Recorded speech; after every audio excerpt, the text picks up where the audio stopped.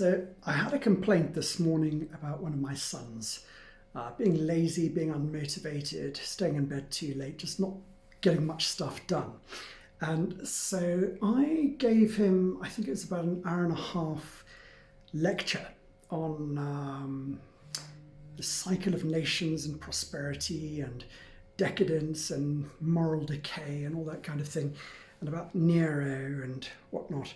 And I related that kind of cycle of the rise and fall of nations to what happens in families where you have hardworking parents and they produce prosperity and their children become weak and lazy and useless because they don't need to strive themselves. So at the end of this lecture, he agrees to go out and do some physical exercise and take his duties more seriously, get up early, even if he's feeling tired and all that kind of thing.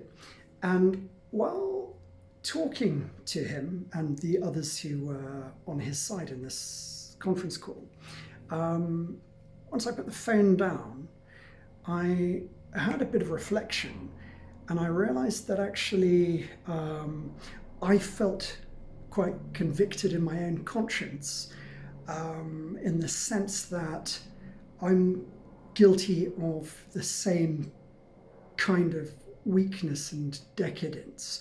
Now, everything's relative. You can always find people who are more productive than you, who have more integrity, more discipline, and those who have less. But I think each of us has to measure ourselves against the standard of what we ought reasonably to expect of ourselves. And when I do that, I realize I'm basically slow and weak and fat and useless and unmotivated compared to what I should be. So I actually reached the conclusion that I can't give these long verbose lectures and not myself set the right kind of example of taking the advice that I'm giving him or others that I speak to. So I made a decision. You see, because one of the things I said to him is that he needs to be accountable and opening yourself to scrutiny, letting people know what you're doing and knowing that they are aware of your failures if you jack, if you quit, motivates you to do whatever you can to minimize the likelihood that you're going to quit, that you're going to underperform. And so I thought, well, hang on, I've got an old YouTube channel that I haven't touched in years. And why don't I publicly register my commitment to fix my own laziness and weakness and underperformance by publicly declaring what I intend to achieve by way of, achieving the standard that I think I ought to be performing at.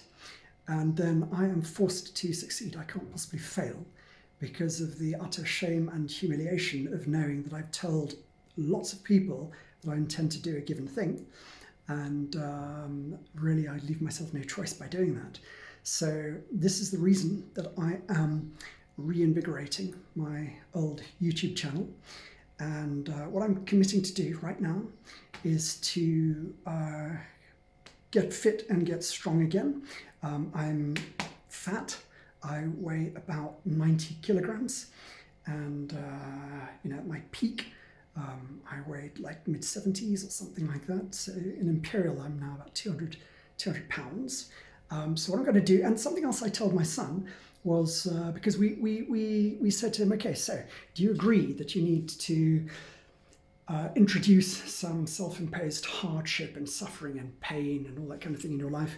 And he said, yes, he does. And I said, okay, great. So after this call, why don't you get changed into your PT kit and go out and do something hard and start sweating and raising your pulse rate? And at that point, he said, well, actually, I'm not ready.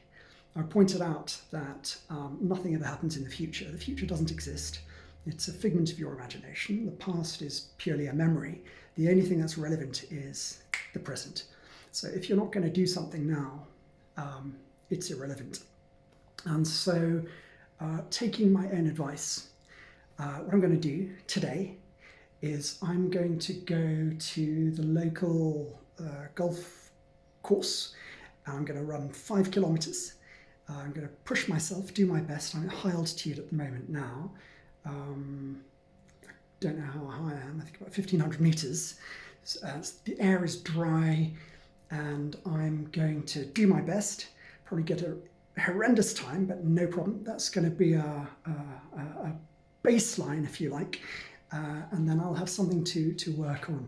So like 2 years ago, if I did 5 kilometers, I think my best time was about 19 minutes 34 seconds. When I was 21 years old, I remember doing about 1.5 miles in 7 minutes 40. So I think now what I need to do is see how quickly I can bring my time under 20 minutes. And if I get there, let's see if I can bring it under 18. But today, my mission is going to be to see how close to 23 minutes I can get here at high altitude, where I'm missing 15% of the available oxygen. So I'm going to report back after I've done that.